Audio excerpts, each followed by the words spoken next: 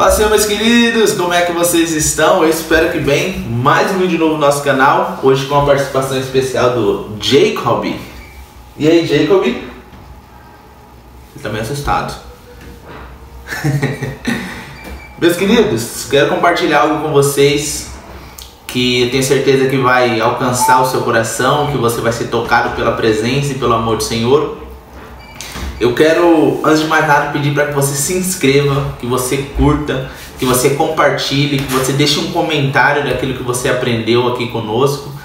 E quando você faz isso, o YouTube ele entende que o que você está assistindo é relevante. Então, às vezes, você nem compartilhou com ninguém, mas o próprio YouTube começa a divulgar. Então, que você possa nos ajudar fazendo isso. Eu tenho certeza que o Senhor vai ser glorificado através deste tempo que nós teremos aqui.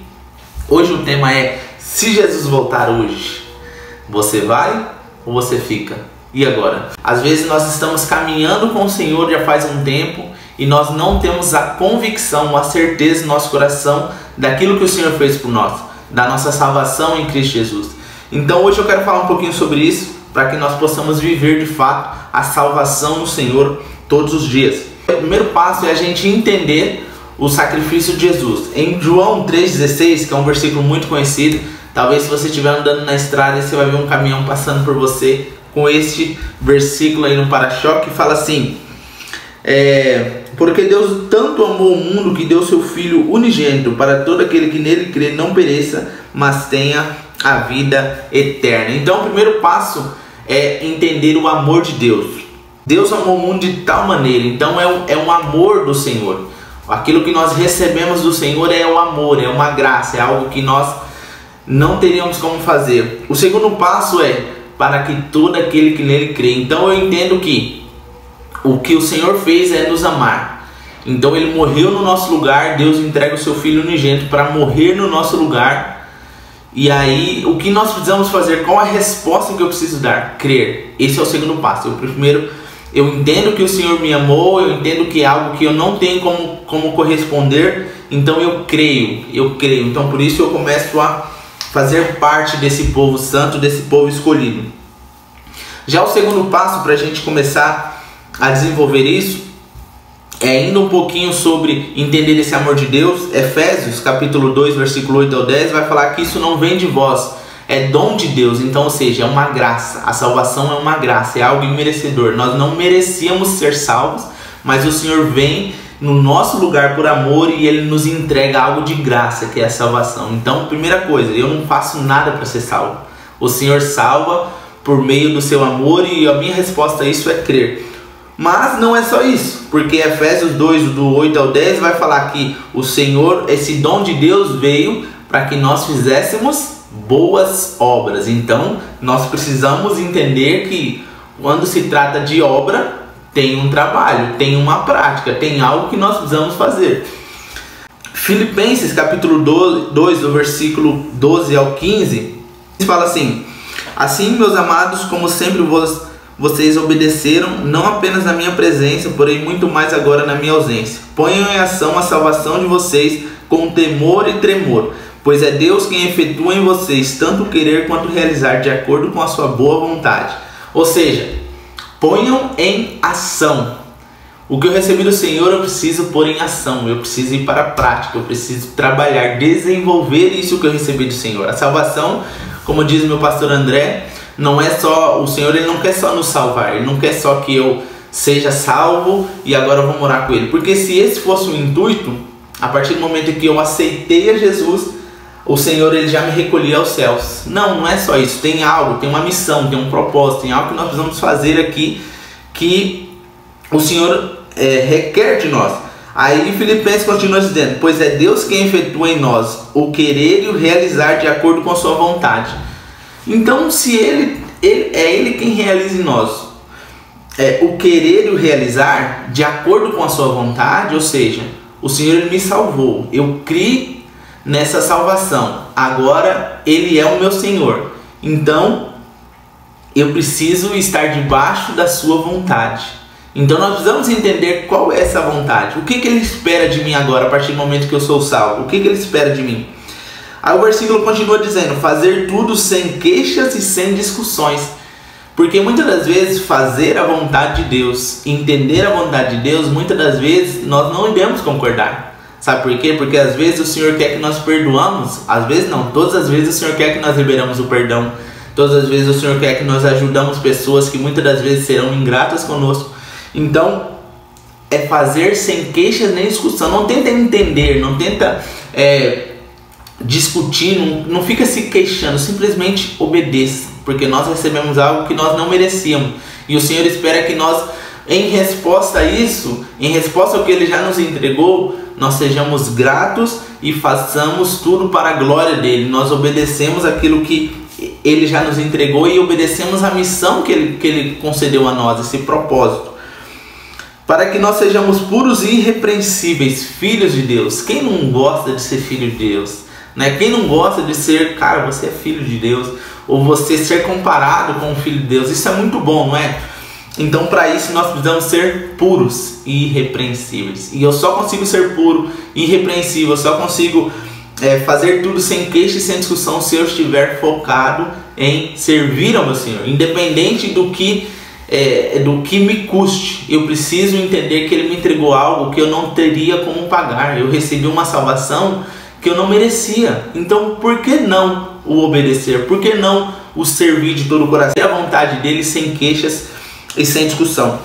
O quarto passo é a fé sem obras, né? Então, às vezes a pessoa pode falar, poxa, mas o fato de eu crer em Jesus é suficiente. Legal. Mas a partir do momento que eu creio em Jesus, a minha vida e as minhas escolhas vão mostrar que eu creio em Jesus. Entende? Eu não posso falar que eu creio em Jesus sendo que eu não estou amando. Eu posso falar que eu creio em Jesus se eu não estou perdoando, porque o que eu recebi do Senhor foi perdão, foi amor, foi graça. Então, automaticamente, eu preciso mostrar isso da mesma forma. Tiago, capítulo 2, do 14 ao 26, vai falar um pouco sobre isso. Ele dá dois exemplos. O primeiro exemplo é de Abraão. Abraão, ele tinha fé em Deus, ele cria em Deus. Mas como é que ele mostrou que ele cria de fato em Deus? Entregando Isaac. Ainda que Isaac não foi morto, ainda que o Senhor não aceita sacrifícios de pessoas, né? Mas ele mostrou que ele amava o Senhor acima da bênção que ele tinha recebido. Então nós precisamos ter essa atitude de mostrar a minha fé agindo com amor para o Senhor e para aquilo que Ele me pediu. Outro entendimento que esses versículos de Tiago vai nos trazer é de Raabe, né? Raabe, ela tinha fé em Deus, ela sabia que Deus estava com o povo. Nós vemos que quando os espiãos vão à terra ali, ela fala assim, eu sei que o Senhor já entregou este lugar a vocês. Então ela tem uma atitude de fé e ao mesmo tempo ela tem a fé e ao mesmo tempo ela tem uma atitude que é guardar e ajudar os espias ali no momento, e o Senhor dá livramento para a casa de Raabe e seus familiares. Outra citação acerca importante da fé sem obras é o que diz em Mateus 7, 16 e 17, que fala assim sobre o fruto. Porque eu não posso falar uma coisa sendo que a minha árvore está produzindo outro fruto. Eu não posso falar que o pé de laranja sendo que está dando maçã, sabe? Então, eu preciso mostrar que eu creio no Senhor dando frutos do que eu creio no Senhor, entende? Então, a fé não pode caminhar distante das obras. As duas se completam. Beleza, galera? Outra coisa que é importante a gente entender, o que faz nós não sermos salvos? É a apostasia. Apostasia é você se virar aquilo que o Senhor está fazendo. Vamos supor, hoje eu sou crente, sou cristão no Senhor, já preguei, já evangelizei, já li a Bíblia, já orei. Ezequiel 3:20 fala, o justo se desviou, as práticas boas dele não será lembrada. Ou seja, se eu hoje, que sou considerado justo diante do Senhor, desviar do meu caminho, voltar às práticas antigas, me dobrar a outros deuses, entregar às idolatrias, o que eu fiz de bom não vai ser lembrado. Por quê? Porque eu me desviei, eu abandonei a fé, eu me apostatei da fé.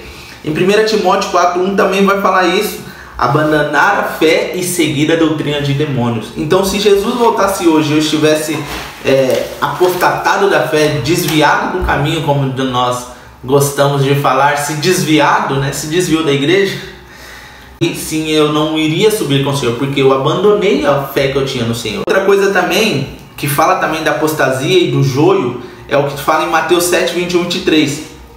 Que nem todo aquele que diz Senhor, Senhor, entrará no reino dos céus.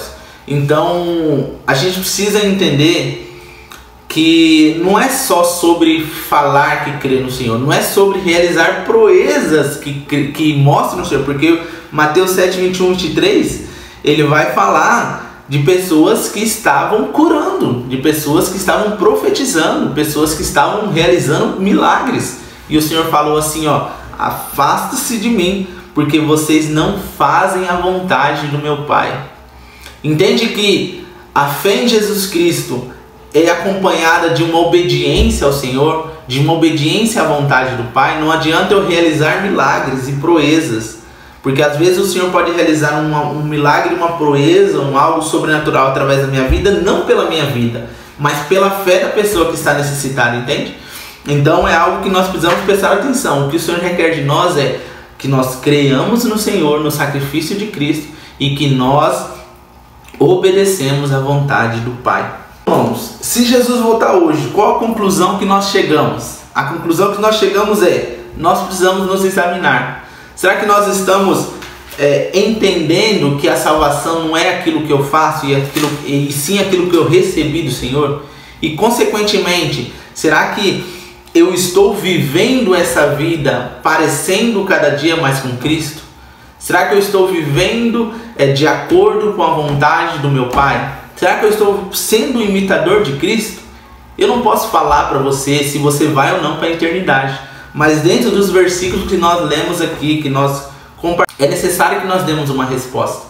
É necessário que nós compartilhamos as boas novas do reino, e principalmente é necessário que nós obedecemos à vontade do Pai. Ainda que eu não entenda, eu preciso obedecer, porque agora a vida já não é mais minha, como vai falar em Gálatas.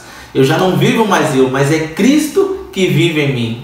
Então a minha vida não é mais do jeito que eu quero, da forma que o Lincoln quer. Não, eu tenho um Senhor, e para viver com esse Senhor e para ir morar com a eternidade com o Senhor, eu preciso já viver desde agora uma vida de obediência a Ele, uma vida de total entrega dele. Então, se você está vivendo tudo isso que nós conversamos aqui, se o Senhor voltar hoje, você vai para a eternidade. Às vezes você pode falar: poxa, mas eu pequei hoje. Hoje eu briguei com meu esposo, hoje eu briguei com alguém. Meu irmão, o que nós estamos falando é de governo. Errar, todo mundo vai errar. Nós vamos tropeçar, nós vamos ter atitudes ainda que não está agradando ao Senhor, né? Tipo uma fala, um pensamento, uma discussão que não era pra gente ter feito aquilo. Só que quem que governa a minha vida? A partir do momento que eu errei, a partir do momento que eu tropecei, que eu fiz algo, automaticamente, se eu estou vivendo uma vida de retidão, de obediência, dentro de tudo aquilo que a gente já falou aqui, o Espírito Santo vai começar a me cobrar: olha, você errou, você fez errado. E aí automaticamente já vem o arrependimento. Sabe quando a gente erra e a gente fala: puxa, não devia ter feito isso? Não é porque a gente é bom, é porque o Espírito Santo já está trabalhando em nós. Ele é o nosso governador, Ele é quem nos direciona. Então Ele já vai mostrar o que nós erramos. Então, se eu briguei com a minha esposa e o Senhor voltou hoje, eu vou. Não porque eu sou bom, mas porque a minha fé e o meu governo e a minha vida está totalmente voltada ao Senhor. E enquanto estou nessa terra, eu estou sujeito a tropeçar, eu sou sujeito a errar. Não porque eu quero, mas porque a minha natureza ainda é de pecador. Então que você não viva com medo do Senhor, mas que nós possamos o respeitar e a nossa vida seja para a glória dele. O meu falar, o meu pensar, as minhas ações seja para a glória do Senhor. Ainda que em algum momento eu tenha tropeçado, eu possa me reerguer olhando para Jesus, por aquilo que Ele fez, e não por aquilo que eu faço, mas simplesmente dando uma resposta àquilo que Ele já me entregou. Que o Senhor possa te abençoar através dessa palavra, que você seja alcançado, que o Espírito Santo possa ministrar melhor o teu coração. Não se esqueça de compartilhar com seus amigos, deixar um comentário, entendendo que o Evangelho ele é simples e somos nós que complicamos demais. Um forte abraço.